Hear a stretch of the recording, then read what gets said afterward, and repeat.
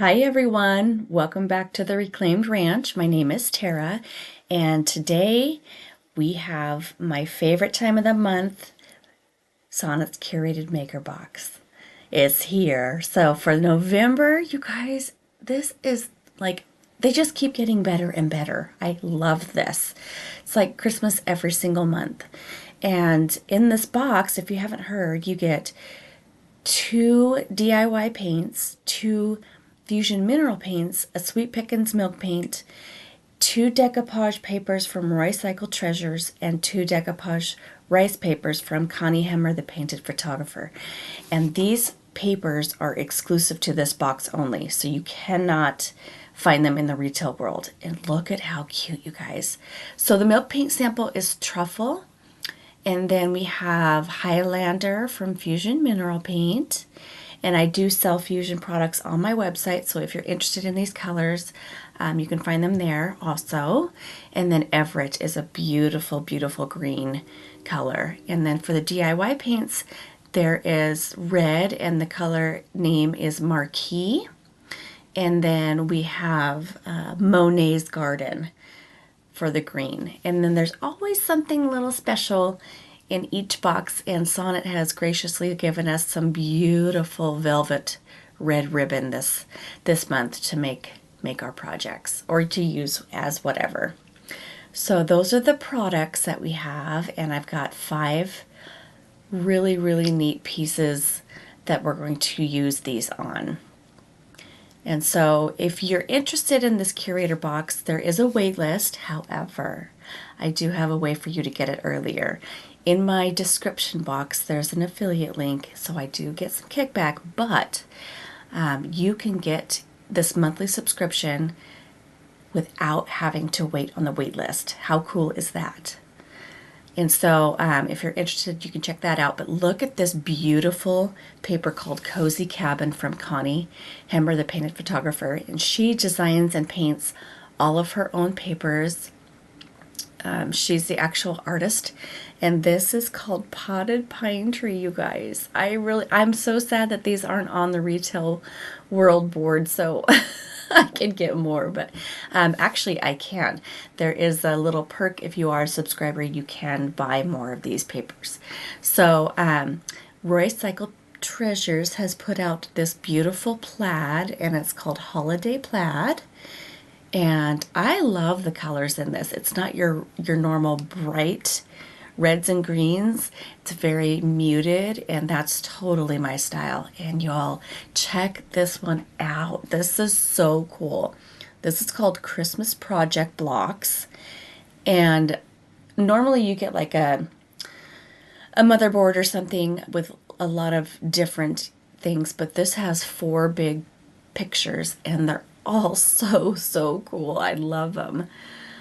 And so look at this, Santa with this big toy bag. I love it. And it's not normal colors. And that's what I think is so cool. And here we have a fireplace mantle. Super cute. He's got a step stool. That's so funny. And then we have our traditional Santa. And you in your red suit, and he looks so vintage. It's like an old paper off of like a magazine. And sorry, it's upside down, guys. But then you have this lady with all of her bags shopping and in Christmas boxes, and that just seems like a lot of fun. So for our first project, what we're gonna do is I found this piece recently at the thrift store, and it's a little crooked. The first shelf is a little crooked, but I got it at the Goodwill for, I think it was like $5.99. And the minute I saw it, I was like, Christmas tree. It looks like a Christmas tree. And what a cute idea to have, like, make this into a Christmas tree and have little shelves for your little tiny Christmas ornaments or, little Christmas decor to hang out in. So I'm using the color Everett that came in the box. And I'm going to go ahead and give this 2 coats of Everett and let it dry. And then on the top of the shelves, we're going to be using that holiday plaid from Recycled Treasures. So I think this is just going to be perfect. And what I did was I went down in my stash and I found that I had gotten a couple of little legs from, like, I believe it was Home Depot. And I made that into the base of the tree. And so I'll let you guys relax and enjoy some music as you see this transformation, but it's pretty cool.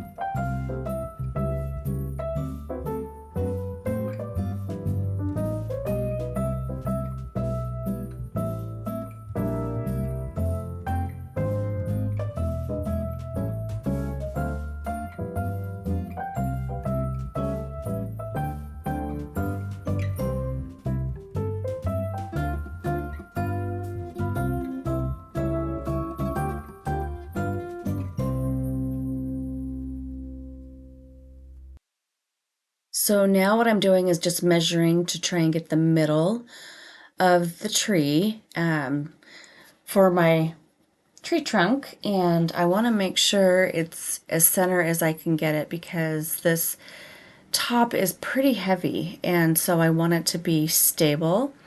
And I also ended up making a piece on the bottom almost as long as the base of the tree. I took a 2x4 and used that to try and keep it from toppling over side to side, and that helped the stability quite a bit. So I'm going in with my trusty Titebond wood glue, and I'm going to go ahead and screw this on, let it dry really well, and then we'll go ahead and add the other base to it. And as you can see, I'm having problems, but it's because I didn't go deep enough. So I'm just going to drill a little bit further. I'm trying not to make sure to go through all the way. And then now it's going to go ahead and be super tight in the area. So little fix there, but no worries. We got it done. And here's that 2x4, and it had really rough cut edges. And so I'm just taking my little finger sander and smoothing those edges all out. And then what I'm going to do is I have a mixture of antiquing wax with water and a little bit of black paint that I use as a stain. So I'm going to be using that to just stain it the same color as the base of the tree. And I'm going to go ahead and wipe off all the dust, and then we'll stain it. And then I do want to keep the part of the raw wood raw where it's actually going to connect to the base of the tree, and that way the glue will have a better hold. So okay, same thing, we're just going to go ahead and find the center of where I need to put it, and then drill a hole. And I have dowel screws, which are little screws that are actually screws on both sides, so it doesn't have a head that you would put like your screwdriver in. It's just a screw on both sides. And so that's what I'm making this hole for, is it's going to screw into this as well as the base of the tree. And then I'm also going to use my Titebond glue to adhere those, because then it's going to have a nice secure hold. Then once it's dry for a couple of hours, I can go back in and stain that bottom base piece. And then it has a nice secure base and it won't topple over. So I really love how this piece turned out. It was so funny when I was going through the store, I looked at that and I instantly said, Christmas tree. It's just that time of year where everything starts looking like a tree.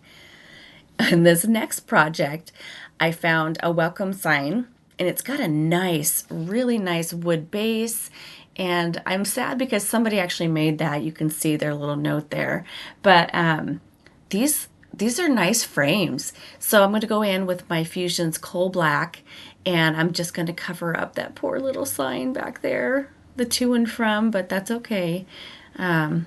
You know, we're going to give it a new life. We're going to repurpose it and give it a new life. So cover that up, and then on the front side, it looks like it was painted. So what I'm going to do is I'm going to just sand it down a little bit just to make it smooth.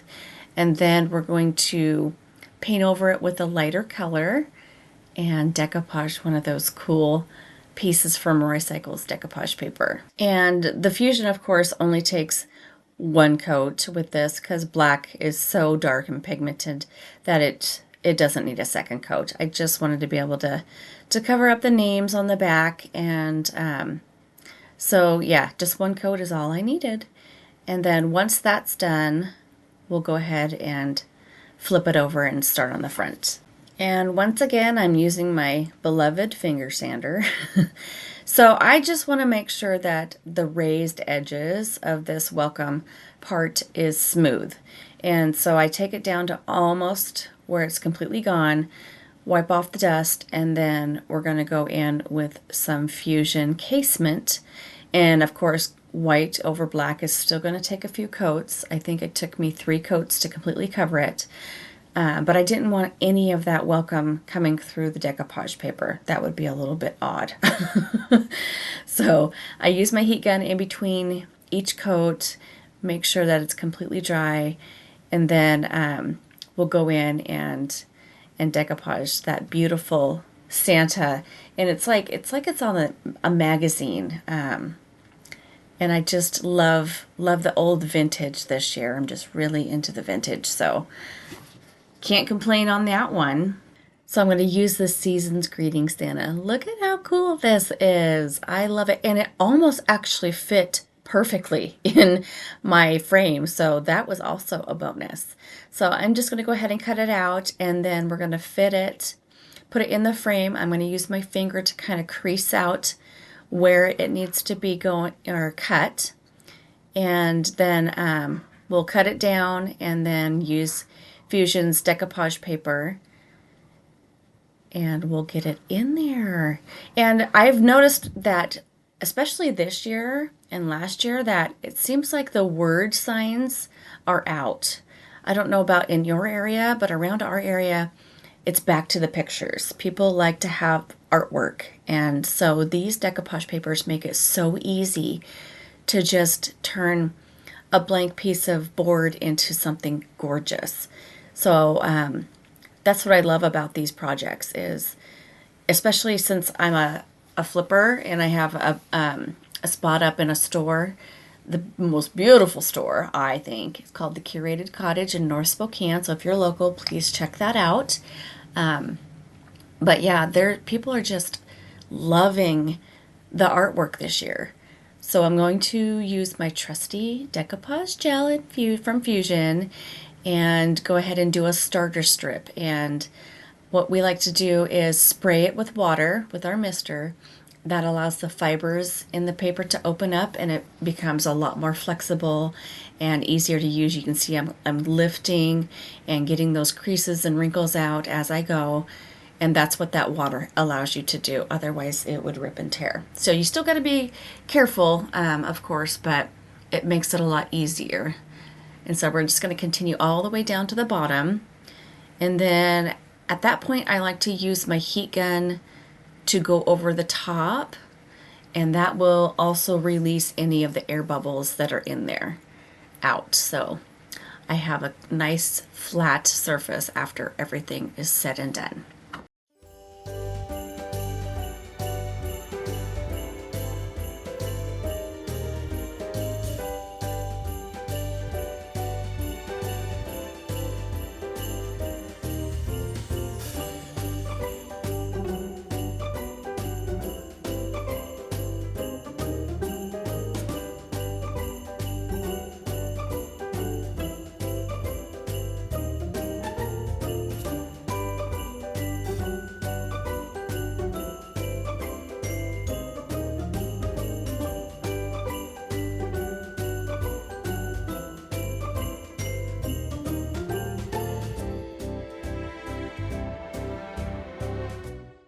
All right, the third project today is super easy. So I had done this frame quite a while ago on one of the videos, and I had this little chicken in there. She was so cute, but she was in the shop spring and summer, and she never sold. So we're going to go ahead and try something different. We're going to put a Christmas picture in there to see if that frame will sell. And I'm using Connie's beautiful cozy cabin picture. Oh my gosh, I just love this one. She's got that little cabin inside as an ornament, and it's just so cute. And all I'm going to do is switch out the picture, you guys. Look at, I mean, how easy this is. These decoupage papers make it so simple to get just a different look each time. And you know, you can also have a frame at home and then do the same thing, switch it out for each season. So look at how cute that is. Sorry it's upside down, but yeah, I love the chippy finish that the frame had, so we're going to go ahead and try it for winter and see how that turns out. Now this project, a friend of mine gifted me this, and it was, I was thinking it was paint, but it actually still had the vinyl on there. So when I went to sand it, it was making a big mess. So I'm trying to just pick off the vinyl as much as I can, and then I'm going to sand it down and make it smooth. and then we'll go in and decoupage and have some fun painting. On this piece, I'm going to go in with the DIY color Monet's Garden. It's a beautiful dark evergreen color. And so I just put my decoupage paper on there so that I can see exactly where I need to go to paint the top of this. And I'm going to go ahead and go in with 2 coats of this. And I actually did paint the sides and the back as well with this color. But what we're going to do is paint this, let it dry, and then we're going to go to the bottom, of course, and I didn't need a dark background, so I'm going to paint that a lighter background to put Connie's painted pine tree decoupage paper on. And on the back, I just kind of did a dry brush. I wasn't really looking to have complete coverage on the back. I just wanted to give it color so that it all tied in together. And I think this might have been like an old fence board or something. And these pieces make the greatest little like shelf sitters, or you can tuck them in to your vignettes and stuff. They just are perfect for that. So I'm going to go in with Fusion's Limestone, and we're going to give it 2 coats. And then we can go ahead and add our beautiful decoupage paper. And I know you're probably wondering, what in the world am I doing with the green on top? And at this point, I really didn't quite know. Sometimes the projects just come together as you go. And I think I'm still kind of missing something on this project.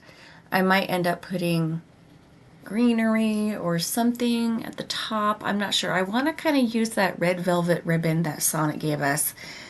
And so maybe I'll do that with something hanging down. I don't know if I can find some like little mini ornaments or something would be cute to hang down. Let me know what you guys think. When you see the finished project, maybe you can give me some insight as to what it needs, but I still think it turned out pretty cute.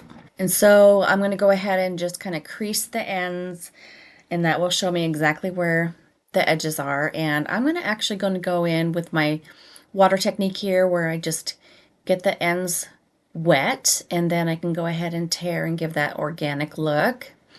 And then I can kind of blend in the paint around that.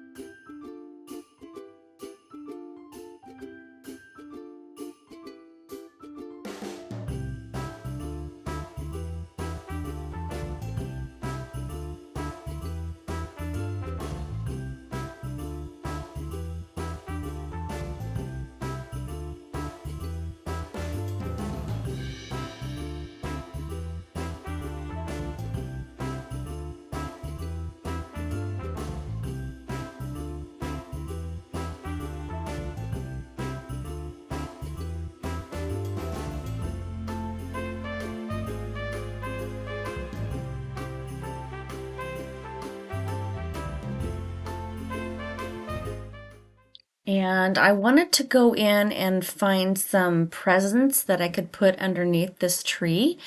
And so I went in from Candy Cane Cottage. I believe it was from last year's release. I used all the presents in this year's release already, so I didn't have any left over. So I found one tree that had presents underneath it, and so we're going to go in and take my little transfer stick and put that at the bottom. I wish they were a little bit bigger, but hey, can't complain, right? So now I'm just going to take some of that Monet's Garden and just blend in the top a little bit and the corners on the bottom. And then at the top, of course, we have a lot of space. So I am going to go in and use some lettering, and we're going to stamp on "Oh Christmas Tree." And it's not going to be perfect by any means, but I love perfectly imperfect. And I did want to add a little bit of some red to the top here just to give it some dimension and kind of give it a more vintage vibe. And so I'm using that marquee that we got in our box and just dry brushing some of it. And I even end up coming down onto the page itself. And you can see I got a little heavy-handed, so I have my baby wipe there just to kind of smooth it out. And then I think it ended up turning out super, super cute. So with the words, I used a couple of different stamp sets because the width and the length of Christmas was too long, so I had to use smaller stamp sets to try and do that. So I ended up using, I believe all of the words are different type settings. So I don't know. If I end up not liking it, I can always repaint over it. That's the beauty of doing these projects. So I'm just taking my little finger sander and getting the excess paper off the edges there. And then we're going to start out with letterpress. And I wanted to use the middle section. And so that was where I fell short on the Christmas because it was just a little too long to go across. But I was able to use the O.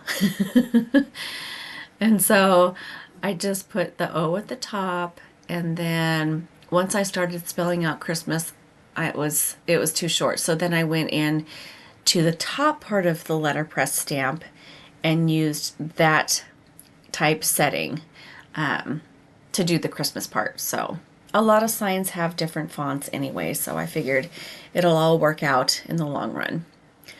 So I'm just going to go ahead, hold it down with one hand while I use the other, and of course it's not perfect. It's perfectly imperfect.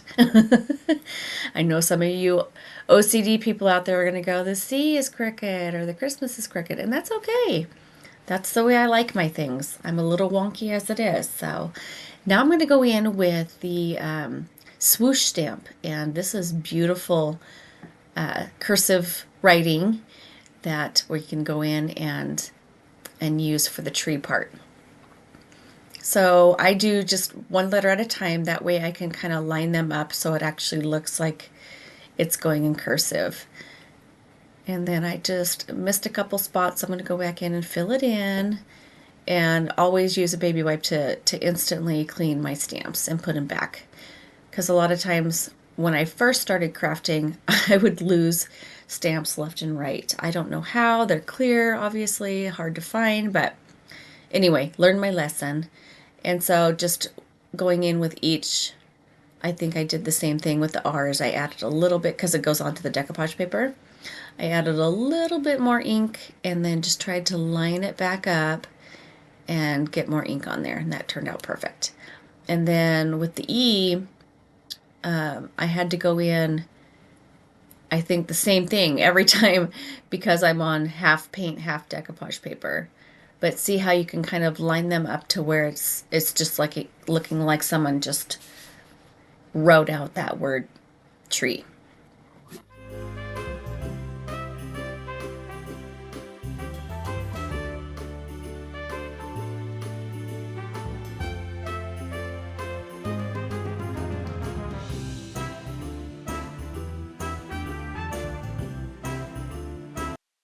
All right, so our fifth and final project is another makeover that didn't sell in the store, which kind of blew my mind because I thought it was super cute.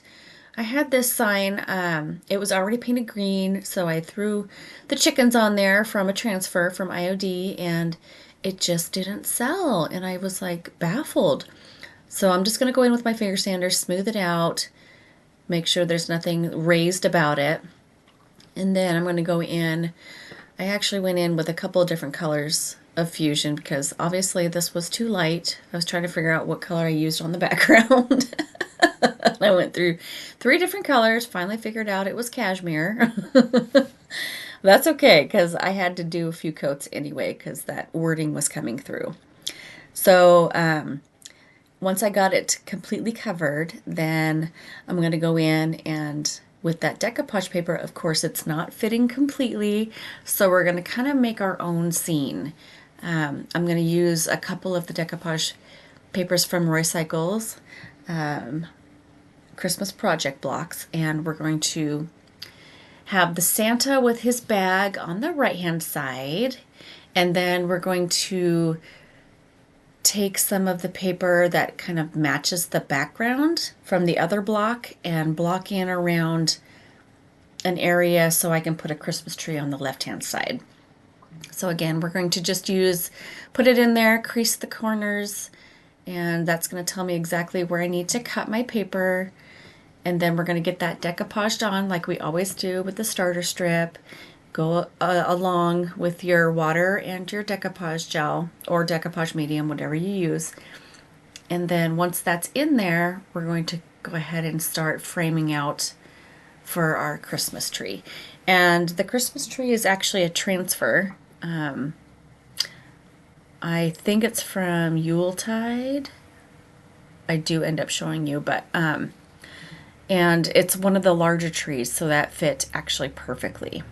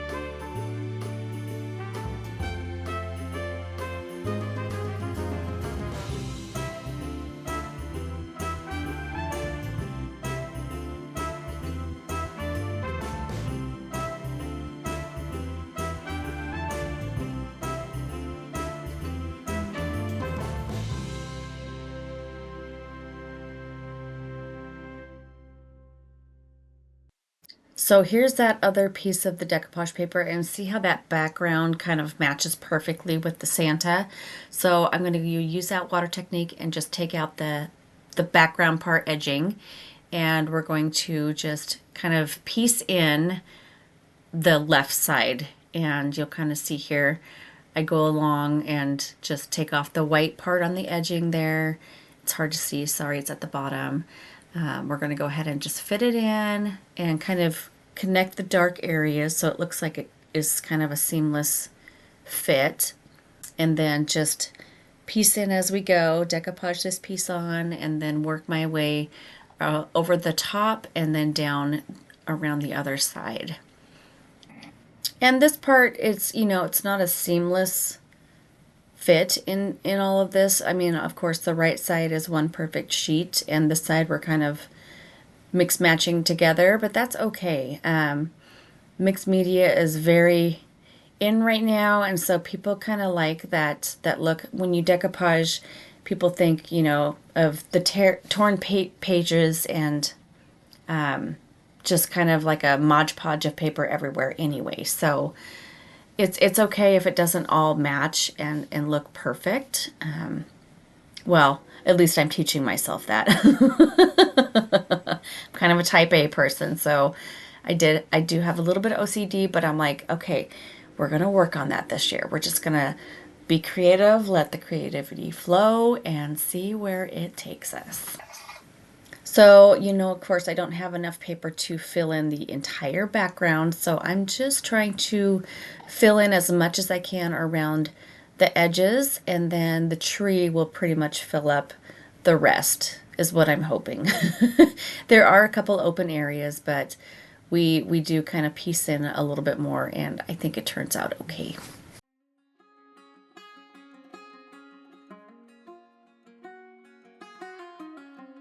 Headlights on the highway, if you only knew.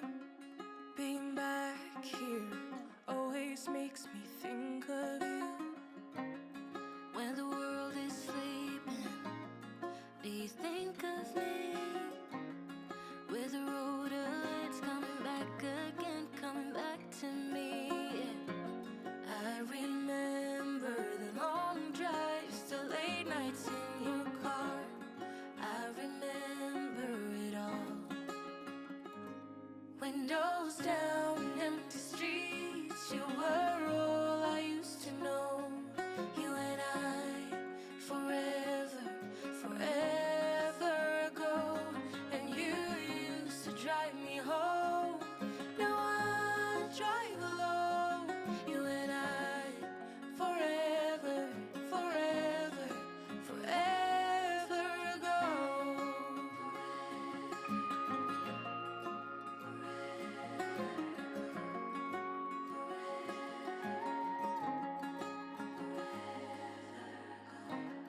This town's so quiet, this time of year. With the road ahead's coming back again, coming back to me. I remember the long drives, the late nights in your car. I remember it all. Windows down, empty streets, you were all I used to know. You and I, forever, forever ago. And you used to drive me home. Now I drive alone. You and I, forever, forever, forever ago.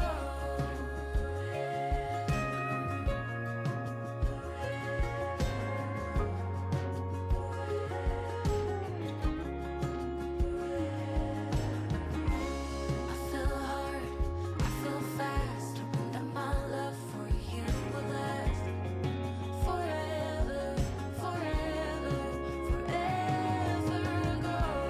I feel hard, I feel fast, hoping that my love for you will last forever, forever, forever. Windows down, empty streets, you were all I used to know. You and I, forever, forever ago. And you used to drive me home. Now I drive alone. You and I, forever, forever, forever